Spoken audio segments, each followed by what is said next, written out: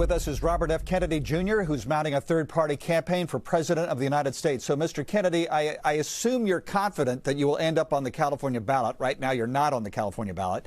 I also assume you will need all of the state's 55 electoral votes in order to win the presidency.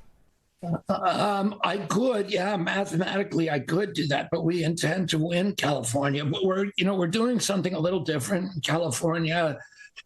There are 6 states where we've started our own party because, as it turns out, if you do that, you need fewer signatures. So if we do it the regular way, we need 245,000 signatures. But by starting our own party, which is We the People Party, we only need 75,000 people to switch their registration from Democrat to We the People or Republican to We the People.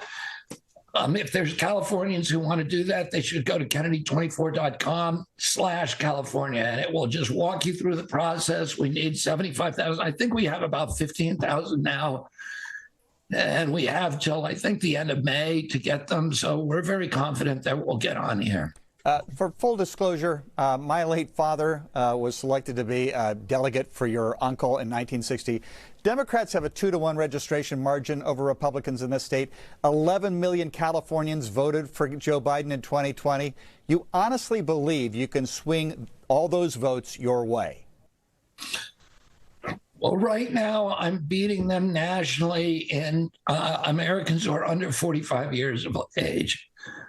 I'm beating them among independent voters, which is now the biggest voting bloc. So this is the first presidential election in history where independents outnumber either Democrats or Republicans. 43% of Americans now identify themselves as independents. 27% say Democrat, 27% Republican. So there's a huge difference, and I'm winning in that cohort.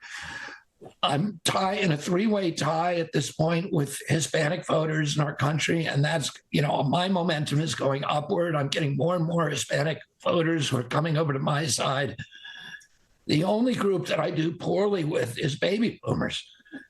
And if you think about it, baby boomers should actually be my strongest constituency because these are people who remember Camelot. They were here during the Kennedy era, like your parents, and they, a lot of them have a lot of affection for my family, but also they really liked me when I was mostly known for my environmental work.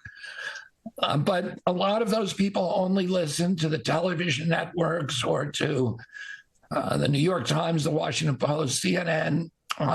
And if that's all you listen to, or MSNBC, you're going to have a bad opinion of me because those networks will not let me on for a regular interview like this one. The local networks like you will, but the national networks won't.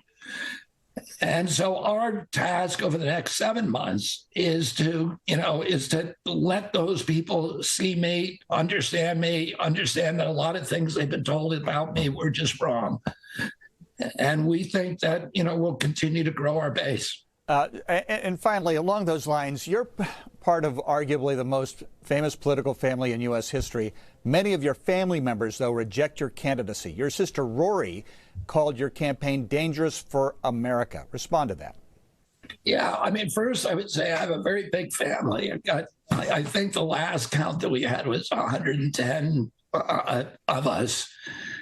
And all of us have a very close relationship with Biden. I've known President Biden for 40 years. He's been what I'd say a political friend and a personal friend, very, very close to my Uncle Teddy.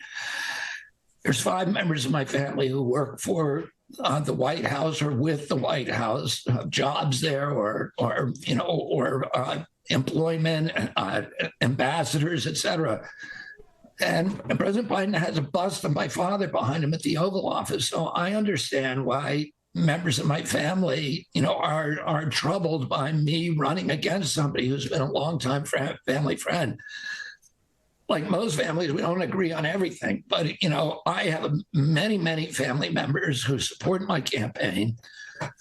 I have many of them who were working on the campaign. Amaryllis Kennedy is running my campaign. She's my campaign manager. My niece, Carolina Shriver runs the student engagement for the campaign, and I have many other members of the family who are supporting the campaigns very strongly and who are excited about it. So, we're like every family. You can't agree on everything. And I love my family. I feel loved by my family, even the ones who don't like what I'm doing now, and they express their love toward me again and again.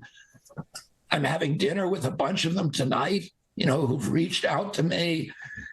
And so, that's what I hope for the rest of my country, that, we can get to a place where we can disagree with each other on issues and not hate each other, not demonize and vilify each other, and move away from the rancor and the poison and the polarization.